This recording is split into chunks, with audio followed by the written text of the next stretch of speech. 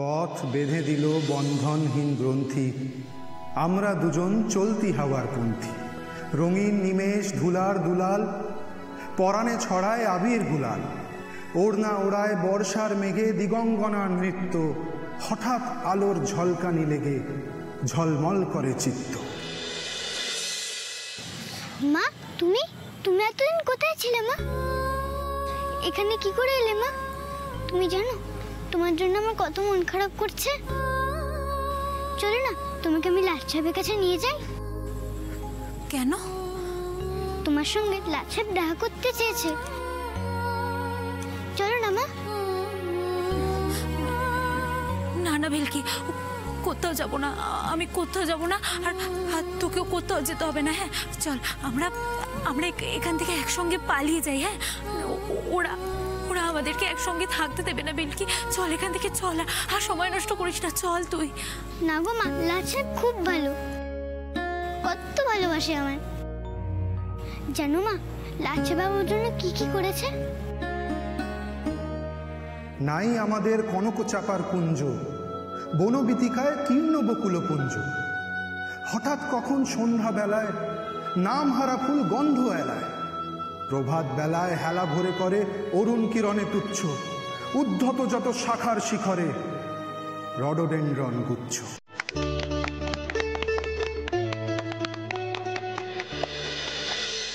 ঠিক আছে ভেলকি, তুই যা, তোর লাট সাহেবকে ডেকে নিয়ে আয়। আর তুমি? আমি এখানেই আছি। ঠিক আছে মা, আমি যাচ্ছি, তুমি এখানেই থাকো কিন্তু।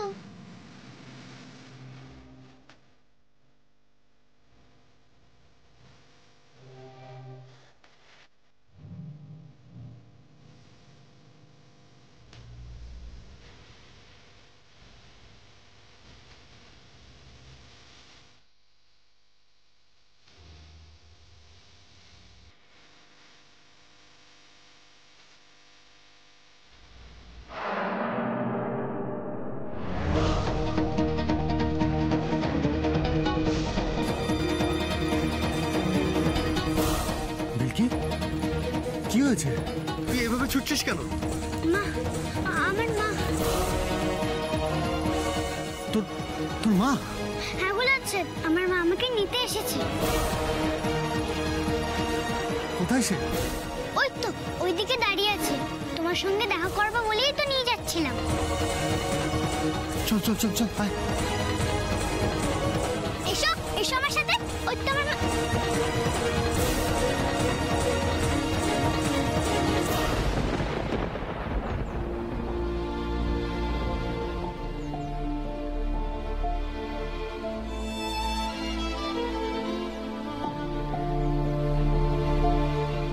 মা কোথায় গেল?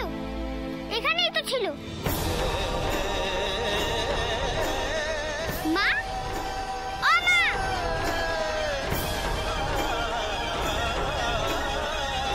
মা,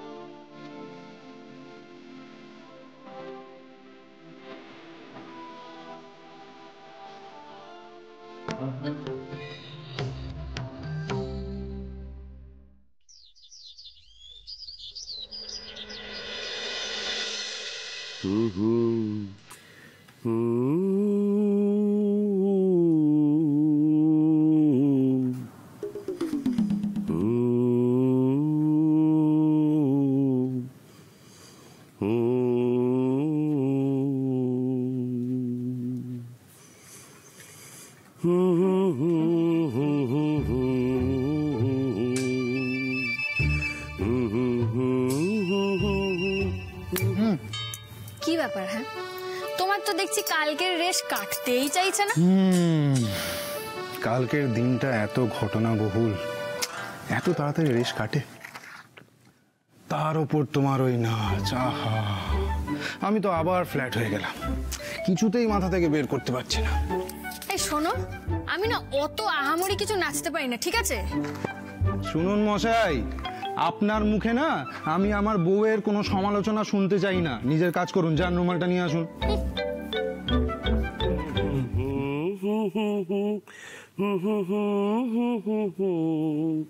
নাও দাও দাও।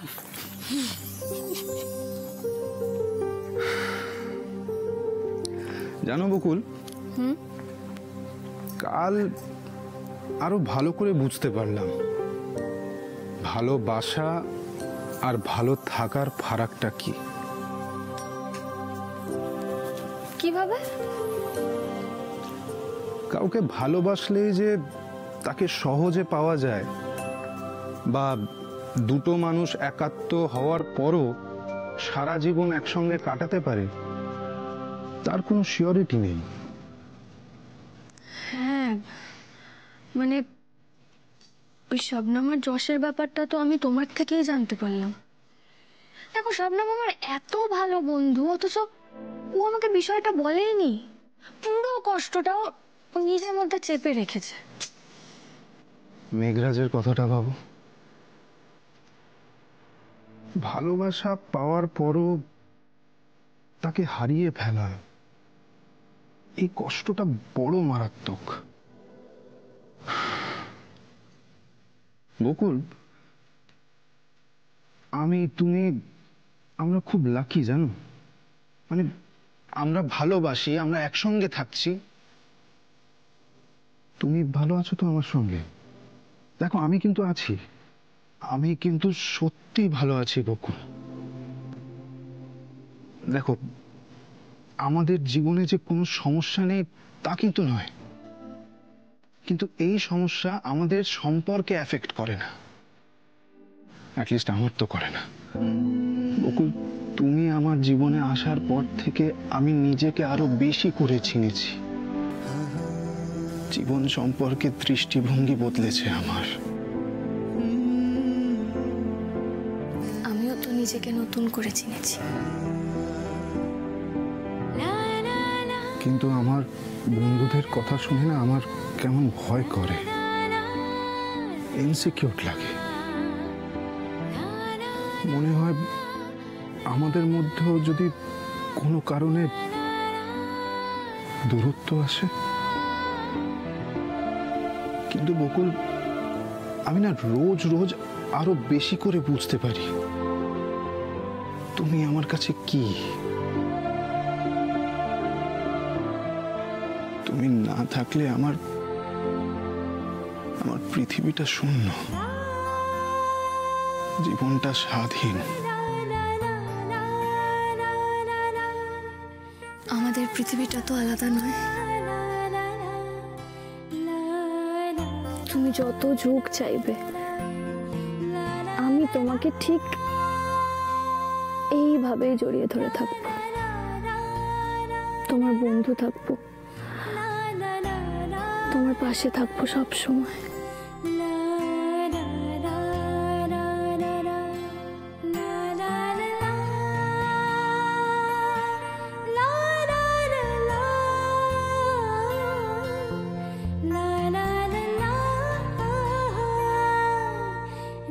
এই যে অনেক হয়েছে। আরে বাবা, এবার তো তোমাকে অফিসে যেতে হবে, দেরি হয়ে যাচ্ছে তো। যাবো তো। এই যাবো তো কি গো, এখনই যাবে? শোনো, আমাদের ভবিষ্যৎকে সুরক্ষা করতে না আমাদেরকে প্রচুর কাজ করতে হবে। মানে আমরা যত কাজ করব তত আমাদের মাথায় ওইসব বাজে চিন্তা কম আসবে। পয়েন্ট।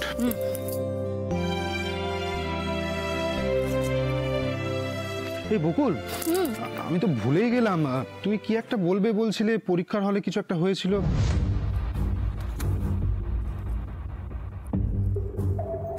আচ্ছা, তোমার মিঠুকে মনে আছে? মিঠুকে? গোবিন্দ বসাকের মেয়ে, যে আমাদের এই বাড়িতে এসেছিল কাকুমণিকে কৃতজ্ঞতা জানাতে। ও হ্যাঁ হ্যাঁ, রাইট, হ্যাঁ মনে আছে। কেন? মিঠু, ওই মিঠুর জন্য আরেকটু হলে আমার পুলিশ হওয়ার স্বপ্নটা সারা জীবনের জন্য নষ্ট হয়ে যাচ্ছিল।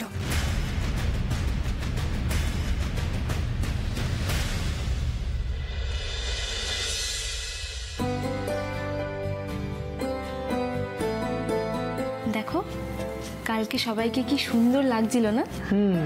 কাল কিন্তু প্রোগ্রামটা খুব ভালো হয়েছে, বলো? আচ্ছা, তুমি কাল পারফর্ম করলে না কেন? তাহলে তো আমারও ভালো লাগতো। আরে ধুর, সব সময় কি পারফর্ম করতে ভালো লাগে? আর তাছাড়া পার্টিসিপেট করিনি সেটাকে বললো, দর্শক হয়েছি তো সেটাতে কি কম মজা নাকি? হ্যাঁ, মোটেই কম না। হ্যাঁ, আমি যদি পারফর্ম করতাম তাহলে এত সুন্দর সুন্দর ছবি তুলতে পারতাম। দেখো, তুমি ভালো ছবি তোলো আমি জানি, কিন্তু কাল তো ক্যামেরাটাও বের করলে না। আহা, বউ পারফর্ম করেনি না, তাই জন্য। সোনা বৌদি, সেটা না, ওকে না কুড়ে মিতে ধরেছে, বুঝলে? এই দেখো দীপ, সবাই আমাকে কত মেসেজ করছে যাতে ছবিগুলো আমি সেন্ড করে দিই। বাহ, তুমি তো ফেমাস ফটোগ্রাফার হয়ে গেছো। হবো না? কত ভালো ভালো ছবি তুলেছি আমি। হ্যাঁ বলো সোনা বৌদি। খুব ভালো। আচ্ছা, আমি না হয় ছবি তোলাতে বিজি ছিলাম, তাই কিছু করিনি। তুমি কেন কিছু করলে না? আমি আমি কি করতাম? কেন? গান গাইতে। তুমি তো গানটা ভালোই গাও। আমায় বলতেই পারতে যে গেস্টদের বিদায় করতে চাইছো, তাহলে আমি 2 কোলে গিয়ে দিতাম, এমনিতেই পালিয়ে যেতাম। হ্যাঁ রে, কাল তোরা সৌরভকে লক্ষ্য করেছিস? না মানে এত লোকজন ছিল না সবাই, তার মধ্যে কোথাও সৌরভকে দেখলাম না আমি। না না কাকিমণি ছিল, কিছুক্ষণের জন্য ছিল। আসলে রোশনি বললো ওর মাথা ধরেছে, ওই জন্য ওষুধ খেয়ে ঘুমোচ্ছিল। আশ্চর্য, সৌরভ সমর দুজনেরই একসঙ্গে মাথা ধরলো। এই কাকিমণি যাই বলো, কিন্তু আমাদের বাড়িতে অনেক দিন বাদে এরকম নির্ঝঞ্ঝাট প্রোগ্রাম হলো, আমার তো বেশ ভালো লেগেছে। আমাদের সবারই বেশ ভালো লেগেছে। আসলে এর আগে বাড়িতে যতগুলো প্রোগ্রাম হয়েছে সবকটাতেই এত অশান্তি হয়েছে না, আমার তো ওই পয়লা বৈশাখের দিনটার কথা ভাবলে এখনো আতঙ্ক হয়। আমাদের গেস্টরা খুব ভালো ছিল, ওরা সবাই খুব এনজয় করেছে। সবাই খুব এনজয় করেছে। এই ওই বাচ্চা মেয়েটা বেলকি, বাপরে বাপ কি ম্যাজিক দেখালো। আর মিষ্টির সাথে বন্ধুত্বটা বলো, গলায় গলায় বন্ধুত্ব হয়ে গেল, সারাদিন কি করে বেড়ালো, বাপরে বাপ। কাল আমি দাদাভাইকে কিন্তু বড্ড মিস করেছি। একদমই, দাদাভাই না থাকায় বিশেষ করে খাবারের মজাটা অর্ধেক হয়ে গেল। আচ্ছা সোনা বৌদি, দাদাভাই কবে ফিরবে? কে জানে, এতদিনে তো ফিরে আসার কথা, কাজ তো শেষ হয়ে যাওয়ার কথা, কি করছে কে জানে। ভালো কথা মনে করিয়েছ, আমি একবার ফোন করে দেখি, দাঁড়াও তো, কি করছে মানুষটা কে জানে।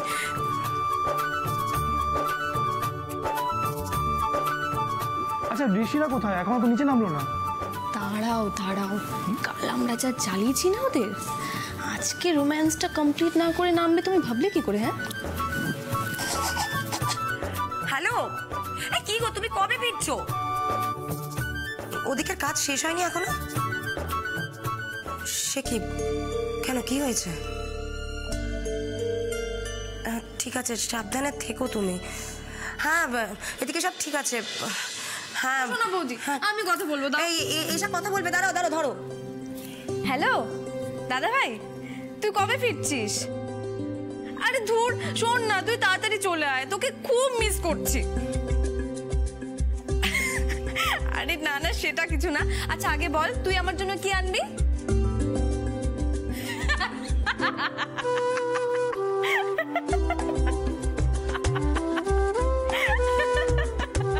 ঠাকুরগুরু ওদের ভাই বোনদের সম্পর্ক এরকমই যেন থাকে। কি বলছো তুমি? মিঠু তোমার সাথে এসব করেছে? মেয়েটা যেদিন বাড়িতে এসেছিল ওকে দেখে কিন্তু মনে হয়নি যে কারোর বিরুদ্ধে এরকম চক্রান্ত করতে পারে। মানে বেশ সাদা সিধে সরলই তো মনে হয়েছিল দেখে। আমারও তো তাই মনে হয়েছিল। মানে আমি কিন্তু ওকে সন্দেহের চোখে দেখিনি। আরে বাবা, যদি আমি সন্দেহই করতাম তাহলে তো আমাকে এভাবে বিপদে পড়তে হতো না। আমি শুধু ভাবছি সময় মতো যদি স্পেশাল ইনভিজিলেটর না আসতেন, ঘটনাটা না দেখতেন, আর ভদ্রলোক যদি ভালো না হতেন, তাহলে তোমার কত বড় ক্ষতি হতে পারত। ক্ষতি মানে? আমি তো একটা সময় আশা ছেড়ে দিয়েছিলাম জানো। আমার পুরো মনে হচ্ছিল ব্যাস এখানে সব শেষ। কিন্তু মিঠু এরকম করবে কেন? পুরো পুরো ঘটনাটা শুনে মনে হচ্ছে যে বিষয়টা প্রি প্ল্যান্ড, তোমাকে টার্গেট করে এসেছিল। আমারও তাই মনে হচ্ছে জানো। কিন্তু কেন করলো আমার সঙ্গে এরকম? মানে ওর সঙ্গে তো এই নিয়ে আমার দ্বিতীয়বার দেখা হলো। কোনো ব্যক্তিগত শত্রুতাও আমাদের মধ্যে নেই। তাহলে এটাই দাঁড়ায় যে মিঠুকে কেউ কাজে লাগিয়েছে তোমাকে ফাঁসানোর জন্য। তোমাদের পরিচিতিটাকে কাজে লাগিয়েছে। যেহেতু তুমি মিঠুকে চেনো, তুমি ওকে কাছে আসতে দিয়েছো, বই ধার দিয়েছো। এত বড় প্ল্যান করে আমার ক্ষতি কে চাইবে? আর মিঠুই বা কারোর খেলার ঘুঁটি হতে চাইলো কেন? আমার বিরুদ্ধে এত বড় রিস্ক নিল, নিজের ক্যারিয়ারটা অব্দি নষ্ট করলো। কোন স্বার্থে করলো এসব?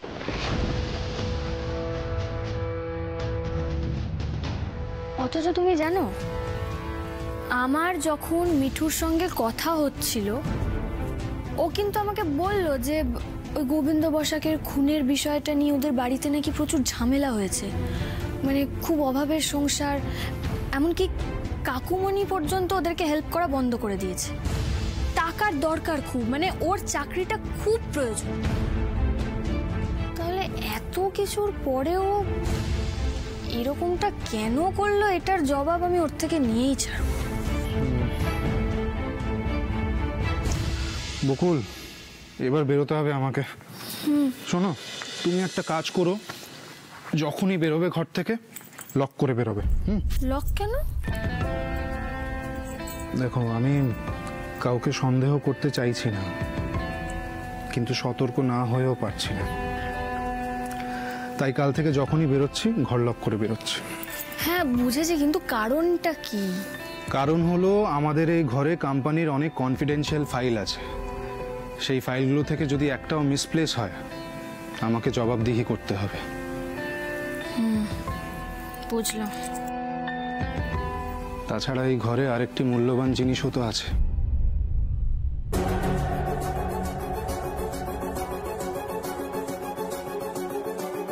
কাফলিংক।